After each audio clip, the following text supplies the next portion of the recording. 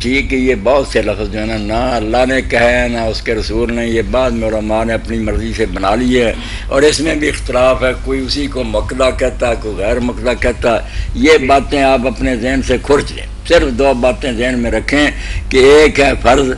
دوسرا ہے نفل۔ جیسے رمضان شریف کے روزے ایک صحیح اور مقیم آدمی پر فرض ہیں،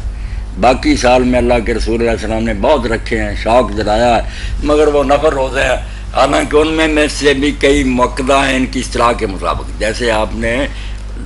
عاشورہ کا نہیں چھوڑا، عرفے کا نہیں چھوڑا، اور سوموار اور جمعرات کی نہیں چھوڑا، مگر اس کا نام میرے بھائی یہ مولوی حضرات نہیں دیں گے کہ وہ سنتے مقدہ کے وہ نفلی روزے کہتے ہیں، اس کو سنت بھی نہیں کہتے۔ نہیں، بات پہلے ہی واضح تھی کہ فرضوں کے علاوہ سب نفل ہے، اس لیے اور ایک دوسرا سوال ہے ان کا پڑھنا بہت اچھا ہے، درجہ بلند ہوتا ہے، جنت میں اعلیٰ مراتب ملتے ہیں، مگر ان کا مواخذہ نہیں ہوگا، پکڑ نہیں ہوگی کہ تم نے کیوں نہیں پڑھی، نہ وطر کا نہ سنتوں کا کسی کا جو نا حساب نہیں ہوگا، باقی جو کرے گا زیادہ سے زیادہ انعام تو لے گا، فرضوں کا حساب ہے۔ ہاں، فرضوں کا